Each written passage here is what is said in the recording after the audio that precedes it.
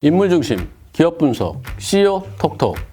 안녕하십니까, 곽보현입니다. 지난 시간에는 LG 디스플레이 과제와 그리고 정호영 사장이 어떤 인물인지 살펴봤습니다. 오늘은 디스플레이 업계의 전반적인 시장 상황을 좀 면밀히 짚어보고요. LG 디스플레이는 여기에 어떤 위치에 있고 어떤 근본적인 어려움이 있는지, 그리고 어떻게 해결해 나갈 수 있는지, 이런 것들을 알아보도록 하겠습니다.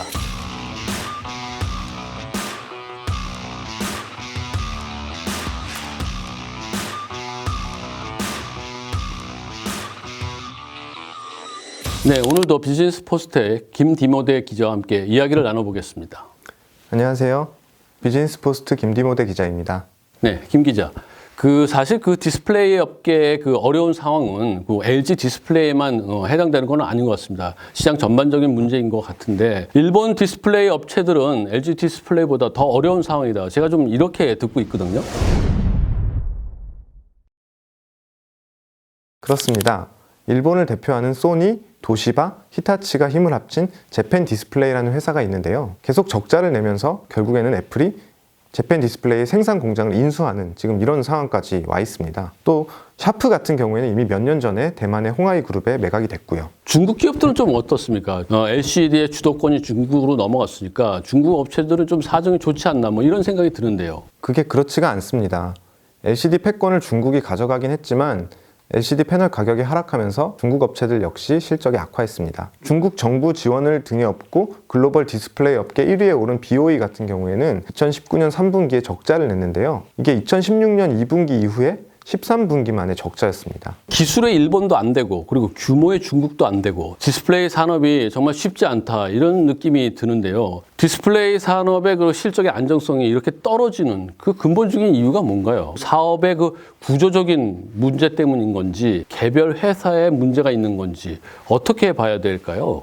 안팎의 문제가 다 작용하고 있다고 봐야죠. 일단 디스플레이 산업이 대규모 장치 산업이라는데 근본적인 문제가 있다고 보는데요. 시장에서 지배력을 갖춰서 어느 정도 이익 수준을 확보하려면 많게는 조 단위의 선제적인 투자가 필요합니다. 디스플레이 산업이라는 게 조금 투자해서 또 팔고 또 움직임이 좋은 이런 산업 분야는 분명히 아닌 것 같습니다. 그 문제는 이제 돈인데요. 돈의 힘인데, 그러면 얼마 전에 삼성 디스플레이가 13조 원에 달하는 차세대 디스플레이 투자를 하겠다, 이 계획을 발표한 것도 그런 맥락이라고 저희들이 봐야 되겠네요. LG 디스플레이도 2017년부터 2020년까지 20조 원 규모의 올레드 투자를 진행을 했고요. 그렇게 중장기 대규모 투자가 필요한 산업이다 보니까 시장에서는 기민한 대응이 좀 어렵습니다. LG 디스플레이는 꽤 오래전부터 올레드 전환을 진행을 해왔는데요. 올레드의 시장 안착이 더디고 이익을 내줘야 되는 LCD 부문의 업황이 빨리 빠지면서 적자가 눈덩이처럼 불어나는 것을 막지 못하게 됐습니다. 디스플레이 산업이 조금 만들어서 바로 팔고 이런 식으로 될 수 있는 게 아니기 때문에 유연한 대응이 어렵다, 이렇게 볼 수 있을 것 같고요. 그리고 처음에 막대한 투자가 들어가게 되니까 투자 전에 굉장히 신중할 수밖에 없다, 이렇게 봐야 될 것 같네요. 그렇다 보니 대규모 투자를 통해서 시장의 주도권을 잡지 못하면 어떤 실적 반등을 꾀하기가 굉장히 어려워집니다. 중국 업체가 장악한 대형 LCD 시장이나 삼성 디스플레이가 지배하고 있는 중소형 올레드에서 LG 디스플레이가 돌파구를 마련하기가 어려운 이유입니다. 여기에 디스플레이 제조사는 부품 업체라서 세트 업체의 전략에 의존을 하게 되는 부분도 있는데요. 앞으로도 삼성의 퀀텀 다TV에 LG의 올레드 TV가 밀리고 애플 아이폰에 LG의 올레드 패널이 채택되지 않으면 LG 디스플레이가 반등하기 쉽지 않을 것으로 보입니다. 그래도 LG 디스플레이 하면은 국내 디스플레이 업계에서 대표 기업 중에 하나로 이렇게 꼽힐 수 있는데, 그동안 LG 디스플레이가 걸어오면서 몇 번의 위기가 있었거든요. 근데 거기에서도 굉장히 위기를 잘 극복했지 않았나, 이런 생각이 들거든요. LG그룹은 일찌감치 필립스와 합작을 해서 LG 디스플레이 전신인 LG 필립스 LCD를 설립을 하고 LCD 사업에 뛰어들었습니다. 그러면서 과거 대세였던 플라즈마 디스플레이 패널 PDP에서 LCD로 발빠르게 전환을 하면서 재미를 좀 봤었죠. LG 필립스 LCD 시절이었을 때, 그때 이제 2005년인데 시가총액 3위까지 오르면서 정말 그 국내 그 최정상 기업의 대표 기업 중에 하나다. 이렇게 저희들이 평가를 하기도 했었습니다. 네, 그렇게 어느 정도 정점까지 올라간 이후에도 부침이 계속 있었는데요. 그 시가총액 3위에 올랐던 2005년 바로 다음해인 2006년에는 9천억 원의 적자를 내기도 했고요. 필립스가 LCD 사업에서 발을 빼면서 이름을 LG 디스플레이로 이렇게 간판을 바꿔다는 일도 있었습니다. 살펴보니까 LG 디스플레이가 정말 최정상까지 올랐다가 급격하게 떨어지는 산전수전을 다 겪은 그런 회사가 아닌가 이런 생각이 듭니다. 당장 몇 년 전만 해도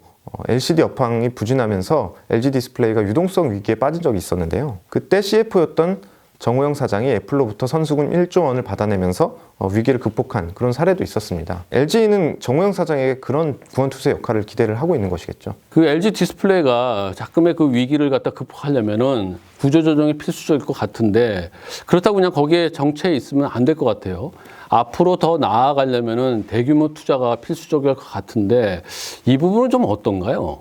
LG 디스플레이가 지금까지 시장을 선도할 수 있었던 것도 선제적인 투자가 있었기 때문입니다. LG 디스플레이가 설립될 때 필립스로부터 국내 최대 규모였던 16억 달러의 외자를 유치를 했고요. LCD가 침체를 맞았을 때는 또 과감하게 3조 원 규모의 6세대 투자, 5조 원 규모의 7세대 라인 투자를 진행해서 성공을 거뒀습니다. 하지만 지금은 LG 디스플레이가 경쟁사인 삼성 디스플레이에 비해 투자 여력이나 시장 장악력이 떨어지는 게 사실입니다. 모기업이자 고객사이기도 한 LG전자와 삼성전자의 체급 차이가 있기 때문입니다. 이 부분에 대해서 정 사장은 좀 어떤 생각을 가지고 있나요? 정호영 사장은 일단 기자간담회에서 2021년까지 대규모 확장 투자는 필요가 없다라고 말하면서 실적 안정성에 초점을 맞췄습니다. 여기에는 LG 디스플레이의 현재 상황은 물론 그룹 전체의 어떤 재무적인 여력까지 고려가 된 것으로 보입니다. 그렇지만 정 사장이 추진하는 대형 올레드 대세화와 중소형 올레드의 신규 시장 확보 등을 위해서는 적기에 투자가 이루어지지 않으면 안 됩니다. 정 사장이 중국 업체들의 추격을 뿌리치고 차세대 디스플레이 패권에 다시 도전장을 내려면 승부수를 걸어야겠죠. 정말 그 정호영 사장의 머릿속이 굉장히 복잡할 것 같은 그런 생각이 듭니다. 네, 정호영 사장은 취임 후 임직원한테 보낸 이메일에서 이렇게 얘기했습니다. LG 디스플레이는 세계 최고의 실력을 갖춘 회사다. 이러면서 자신감을 북돋아줬습니다. 정호영 사장이 세계 최고의 실력을 끌어올리면서 LG 디스플레이를 다시 한번 글로벌 최고 정상으로 올려놓을 수 있을지 만만치 않을 그의 행보를 지켜보도록 하겠습니다. 오늘 CEO 톡톡 이것으로 마무리하겠습니다. 여러분 구독하기, 좋아요 꼭 부탁드리겠습니다. 감사합니다.